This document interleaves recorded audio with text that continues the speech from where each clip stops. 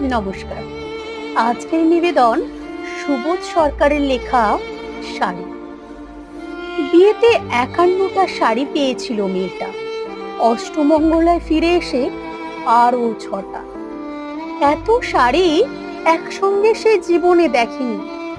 আলমারির প্রথম থাকে সে সব রাখলো নীল শাড়িতে। হালকা নীল একটাকে জড়িয়ে ধরে বলল, তুই আমার আকাশ।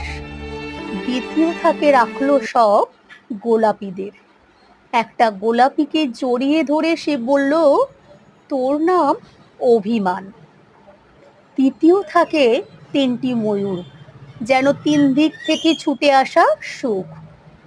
তেজপাতা রং যে শাড়িটার, নাম দিল বিষাদ।